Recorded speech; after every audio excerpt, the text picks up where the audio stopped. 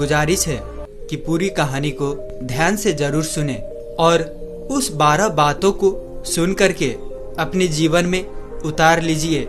मैं आपको गारंटी देता हूँ कि आपको कभी बीमारी नहीं होगी और आपको कोई बुढ़ापा छू ही नहीं पाएगा। दोस्तों, इसे हम समझते हैं एक कहानी के माध्यम से। एक बार की बात है, एक राज्य में वीरसेन नाम का एक राजा था। राजा बहुत ही दयालु, बहुत दयावान और एक न्यायप्रिय राजा था। उनके 2 रानियां थी। उनके दोनों रानियां अति सुंदर, वो भी रानियां उस राजा के स्वभाव पर गई थी। वह रानियां भी बहुत ही धार्मिक प्रवृत्ति की थी। तो राजा इतने न्यायप्रिय राजा थे कि उनकी प्रजा कभी दुख के सामना ही नहीं करते थे, क्योंकि राजा ने अपने मंत्रिमंडल में 9 ऐसे मंत्रियों का गठन किया था कि जिनके जिम्मे में हर एक डिपार्टमेंट बांटा गया था। तुम प्रजा का खान पान का ध्यान रखोगे, सबके मतलब अलग अलग काम बांटे गए थे। तुम्हें ये कार्य करना है और इतना उनका सत्य हिदायत था। कोई भी अपने काम में लापरवाही पाने पर उसे मृत्यु दंड दिया जाएगा। इसलिए उनकी जो समूह में, जो उनकी मंत्रिमंडल में जो मंत्री थे, वो बहुत ईमानदारी से काम करते थे।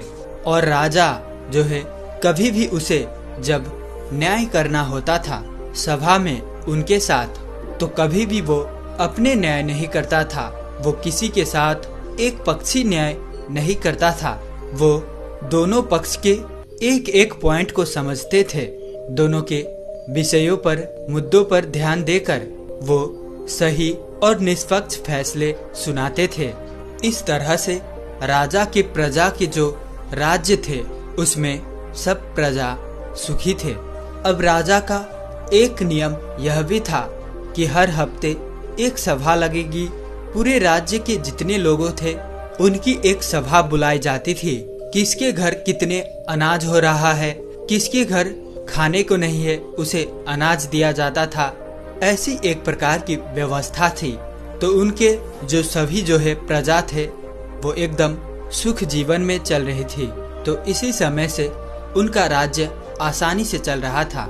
सारी प्रजाएं सुखी थी और इसी सुखी के वजह से हमेशा जो है सारी प्रजाएं राजा का गुणगान गाया करते थे। ऐसे ही एक दिन सभा चल रही थी। उसी सभा में एक किसान और उसकी पत्नी आते हैं और कहते हैं, महाराज, आज हमारे पास एक बहुत बड़ी समस्या है। कृपया आप हमें हमारी समस्या का समाधान करें। राजा बोलते हैं, क्या बात है, बताइए किसान। कहते हैं कि मेरे 2 बेटे हैं। अभी मेरे बेटे की उम्र बहुत कम है। अभी उसकी उम्र ज्यादा से ज्यादा 27 से 28 साल होगा, लेकिन वो देखने में ऐसा लग रहा है कि जैसे उसकी उम्र 60 साल हो। बाल झड़ते जा रहे हैं और उसके पेट निकलते जा रहा है। बड़ा आलसी है, कोई काम नहीं करता है। हमने अपने हिसाब से इधर उधर दबा कराया, लेकिन कोई फायदा हुआ नहीं। महाराज कहते हैं, ठीक है, मंत्री को आदेश देते हैं। मंत्री अपने राजवैद्य से इस किसान का बेटे का इलाज करवाया जाए। जो भी खर्चा होगा उस राज्य कोष से दिया जाए। मंत्री ऐसा ही करते हैं। उनके दोनों किसान के बेटे का इलाज राजकोष के खर्च से राजवैद्य करते हैं। काफी दिन इलाज चलने के बाद फिर वो किसान सभा में उपस्थित होते हैं और कहता है कि महाराज, कोई आराम नहीं हुआ, मेरा बेटा वैसे की वैसे ही है। राजा कहते हैं, ठीक है, हम इस पर विचार करेंगे। इस पर विचार चल ही रही थी कि उसी गांव से, उसी राज्य से 2 लोग और आते हैं।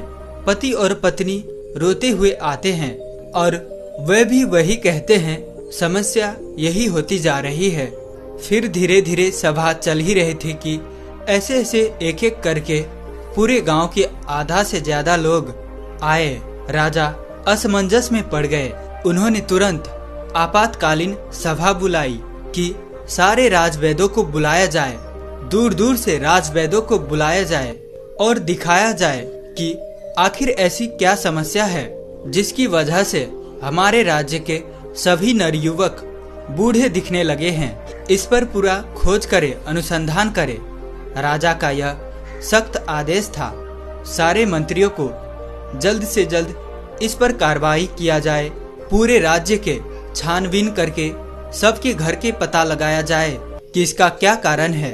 बाहर से भी वैद्य को बुलाया गया। जितने जितने प्रसिद्ध वैद्य थे सारे वैद्य को बुलाया गया और फिर एक आपातकालीन बैठक की। उस आपातकालीन बैठक में सारे राजवैद्यों से विचार विमर्श किया गया कि राजवैद्य लोग, आपके पास 10 दिन का समय है। इस 10 दिन के समय में पूरे राज्य के हर एक घर घर की बीमारी का आप पता लगाइए। ऐसी कौन सी बीमारी है, क्या चीज खाने से ये हो रही है, उसे पता लगाया जाए। जो भी राजवैद्य इस बीमारी का सही सटीक पता लगा लेगा, उस राजवैद्य को पुरस्कार के रूप में मैं एक राज्य दे दूंगा। अब सारे राजवैद्य एकदम से जुट गए, अपने पोथी पथरा किताब लेकर के, और घर घर जाके रात दिन एक करके पूरा 10 दिन छानबीन चलता रहा। फिर 11वें दिन राज की सभा लगती है। उस राजसभा में सारे राजवैद्य, पूरे राज्य के लोग इकट्ठा होते हैं। फिर राजा एक एक करके सारे राजवैद्य से पूछते हैं। सारे राजवैद्य अपने अपने विचार रखते हैं। महाराज, हमने तो बहुत छानबीन किया और छानबीन के हिसाब से औषधियाँ और उपचार भी किए, लेकिन किसी को आराम नहीं मिल रहा है। तो उसमें से एक राजवैद्य खड़ा होता है जो बहुत बुजुर्ग था। उसकी उम्र लगभग 130 से 135 साल की थी और उसने कहा, हमारा जो अपना निष्कर्ष निकला, हमारा जो अपना अनुभव है, उस अनुभव से हमें यही लगता है कि यहाँ के रहन सहन, यहाँ के खाने में कुछ दिक्कत हो रही है, जिसकी वजह से ये सब हो रहा है। लेकिन हमारे पास इसका सटीक जवाब नहीं है। राजा उस बुजुर्ग राजवैद्य की बात को सुनकर असमंजस में पड़ जाता है। 130 साल का बुजुर्ग बता रहा है तो इसका समाधान क्या होगा।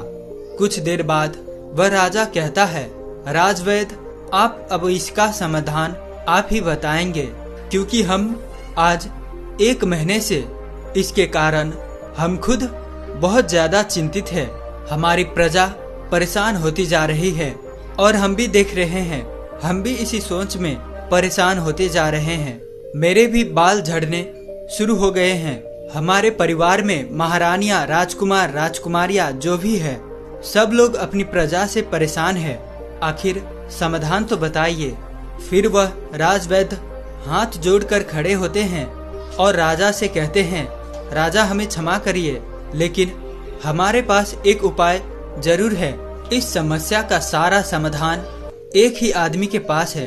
अगर उस आदमी को ढूंढ के लाया जाए तो आपकी राज्य के सारे समस्याएं खत्म हो जाएगी, सारी बीमारियां खत्म हो जाएगी। उनके अलावा इसका समाधान किसी के पास नहीं है। महाराज कहते हैं, राजवैद्य जल्दी बताइए, इस शुभ काम में देरी मत करिए। मुझे जल्दी उस महापुरुष, उस ज्ञानी का नाम बताइए, हम उन्हें अपनी राज्य में आमंत्रित करेंगे। वह राजवैद्य कहता है, क्षमा करें महाराज, हमें उनका पता नहीं है कि वो कहाँ रहते हैं, लेकिन उनका किसी राज्य में उपदेश चल ही रहा होगा। कृपया आप अपने सैनिकों को सारे राज्य में भेज करके पता लगाइए कि महात्मा बुद्ध किस राज्य में है, कहाँ पर वो उपदेश दे रहे हैं।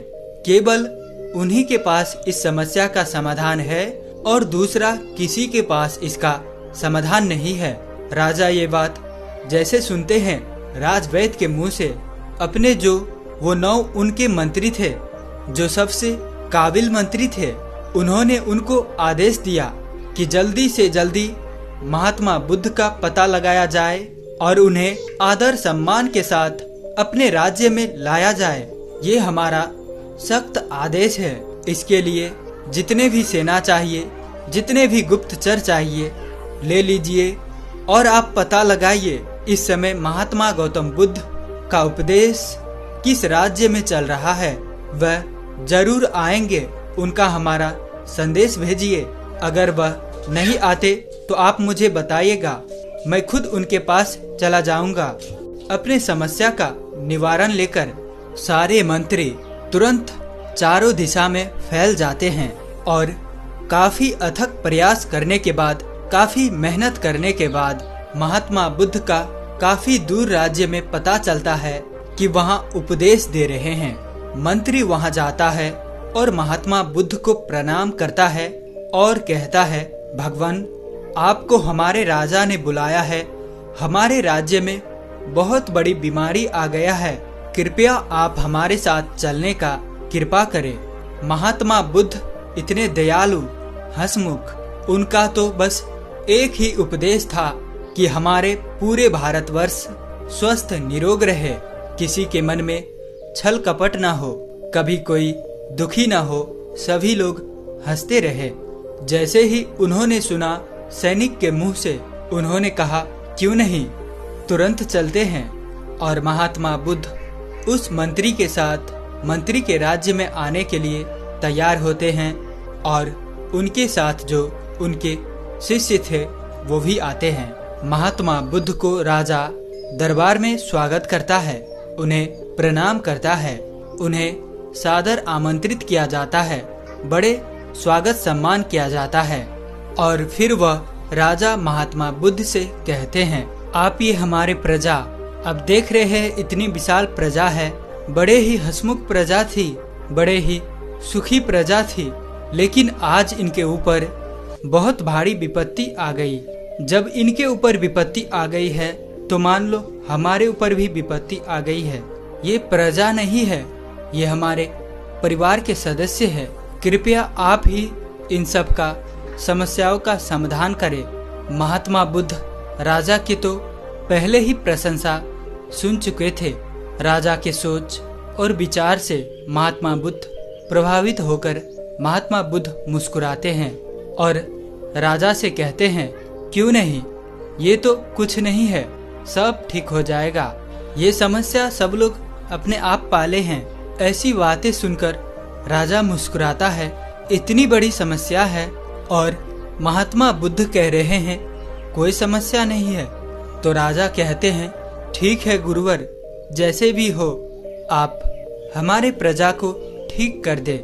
महात्मा बुद्ध के सामने एक चेला खड़ा था। महात्मा बुद्ध उस चेले की तरफ इशारा करता है तो चेला कहता है, ठीक है राजा, कल से मैं रोज सुबह 4 बजे आपके राज्य में हमको एक ऐसा खुला स्थान दे दीजिए जहाँ पे आपके राज्य के सारे लोग एकत्रित हो सके, जहाँ खुला वातावरण हो, जहाँ प्राकृतिक धूप आती हो, जहाँ प्रकृति की सारे हवाएं आती हो, सुनहरा माहौल हो। वहाँ पे कल से हमारा 4 बजे से शुरू हो जाएगा लोगों को उपचार देना, लेकिन उससे पहले आप अपने राज्य में एक आदेश लागू कर दीजिए कि सब उस स्थान पे, आपके पूरे राज्य पे और आप खुद उस स्थान पर सभी लोग उपस्थित हो। सभी लोग को वहाँ से कल से ही उपदेश देना शुरू हो जाएगा और यह उपदेश 12 दिन तक चलेगा। 12 दिन करके एक एक उपदेश दिया जाएगा और 12वें दिन आपकी जो पूरी प्रजा है वह प्रजा स्वस्थ हो जाएगी। राजा शिष्य की मुंह से ये बात सुनकर बड़े खुश होते हैं। सिर्फ 12 दिन में राजा कहते हैं, ठीक है, जो भी खर्चाए आएगा वो सारे हमारे राज्य कोष से दिया जाएगा। फिर वह शिष्य कहता है, कोई खर्चा नहीं आएगा महाराज, आप निश्चित रहिए। आप सिर्फ और सिर्फ अपने प्रजा में ये सख्त आदेश करवा दीजिए, जो 4 बजे यहाँ उठकर नहीं आएगा उसे दंड दिया जाएगा। राजा ने ये आदेश लागू कर दिया और कहा, कल सुबह सबको वहाँ आना है। राजा ने एक बहुत बढ़िया सा स्थान निर्धारित किया और कहा कि कल पूरी प्रजा उसी स्थान पर आएगी, हम भी आएंगे और वहाँ पर महात्मा बुद्ध की विचार को सुनेंगे और जैसे महात्मा बुद्ध कहेंगे हम उसके पालन करेंगे और हमारे सारे गुप्तचर सबके घरों पर निगरानी रखेंगे। जो भी उपदेश का पालन नहीं करेगा उसे सभा में दंडित किया जाएगा। ये सारी बातें घोषित करने के बाद पूरी प्रजा महाराजा को प्रणाम करती है और कहते हैं, नहीं महाराज, हम सभी लोग वहाँ पर उपस्थित होंगे। महात्मा बुद्ध को सभी लोग प्रणाम करके वहाँ से चले जाते हैं। उस दिन की सभा वहीं पर स्थगित होती है। फिर अगले दिन कल से महात्मा बुद्ध के प्रवचन शुरू होने वाला था। उसमें वो उपदेश देने वाले थे। कल पहला उपदेश था, तो वहाँ पे सबको 4 बजे आना था। महात्मा बुद्ध वहाँ पे 4 बजे पहुँच जाते हैं और उस राज्य के सारे लोग 4 बजे पहुँच जाते हैं। फिर वहाँ पे महात्मा बुद्ध पहला उपदेश बताते हैं। वो पूरी राज्य को संबोधित करते हैं और अपने शिष्य को इशारा करते हैं कि लोगों को बताओ। उनका शिष्य खड़ा होता है अपने स्थान से और कहता है, कल से पूरे राज्य के लोग 4 बजे उठेंगे। सुबह 4 बजे 4 बजे जो होता है वो ब्रह्म मुहूर्त होता है। इसी 4 बजे सबको उठना है। सब उठने के बाद 2 से 3 गिलास गुनगुना पानी करना है और सबको बैठ के अलथी पलथी मार के जो गुनगुना पानी है वो मिट्टी के बर्तन में पीना है। मिट्टी के बर्तन से पानी सीप सीप करके पीना है। इसी को जो अनुसरण नहीं करेगा वो आराम नहीं होगा। महात्मा बुद्ध का पहला उपदेश था। इस पहला उपदेश